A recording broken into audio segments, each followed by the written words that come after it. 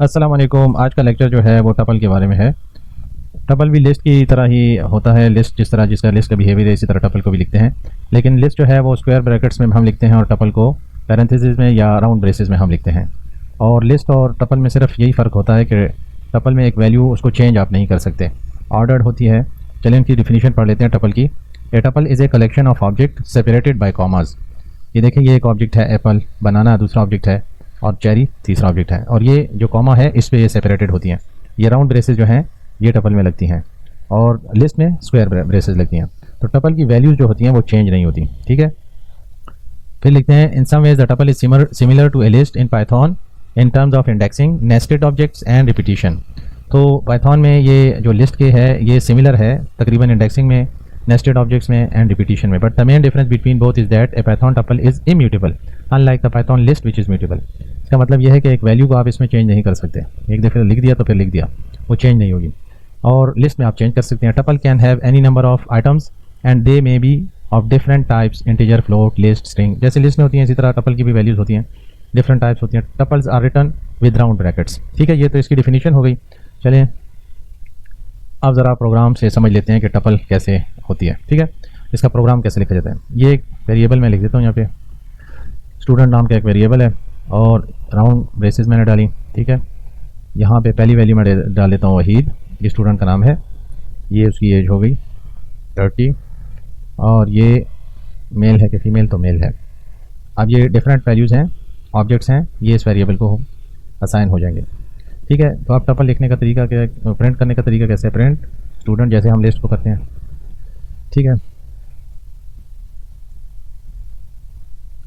Print किया मैंने, देखिए वही 30 मेल। अब इंडेक्सिंग के थ्रू हम कर लेते हैं कि एक इंडेक्स मुझे चाहिए इसमें, ये सिर्फ वहीद को प्रिंट करेगा। देखिए वहीद को प्रिंट किया इसने। ठीक है,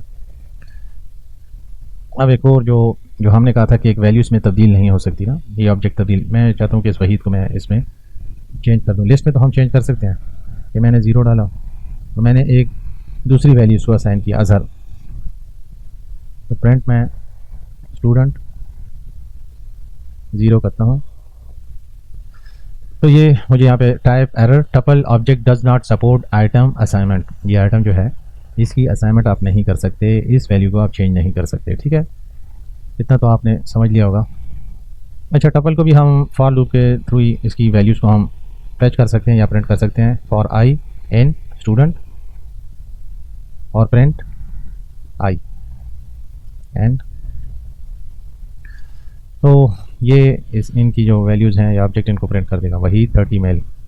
ठीक है, चलें एक और वो भी लिख देता हूँ मैं कि इफ़ वहीद इन स्टूडेंट तो प्रिंट वहीद इज़ हेयर। इसका मतलब यह है कि अगर वहीद यहाँ पे है, स्टूडेंट में मौजूद है, तो वहीद यहाँ पे मौजूद है। इसको मैं प्रिंट करता हूँ तो ये देखें, ये लिखे हैं वहीद इज़ हेयर, ये कंडीशन ट्रू हो गई। ठीक है, अच्छा आप टपल में कुछ मेथड्स भी वो कर सकते हैं, अप्लाई कर सकते हैं, जिसमें एक काउंट है, दूसरा इंडेक्स है। अगर आप चाहते हैं कि देखें मैं स्टूडेंट डॉट काउंट, किसी भी वैल्यू को काउंट करना चाहते हैं आप, फर्ज करें वहीद को मैं काउंट करना चाहता हूँ, प्रिंट में दे देता हूँ इसका और इसको यहाँ पे स्क्रीन को क्लियर किया, प्रिंट दिया मैंने। तो देखें एक काउंट है, सिर्फ एक वहीद है टपल में। अगर यहाँ पे मैं वहीद को मैं डबल कर दूँ और प्रिंट दूँ तो देखें 2 हैं। अच्छा, इसी तरह यहाँ पे आप इंडेक्स भी कर सकते हैं एक वैल्यू को, कि किस नंबर पे है, किस इंडेक्स पे है।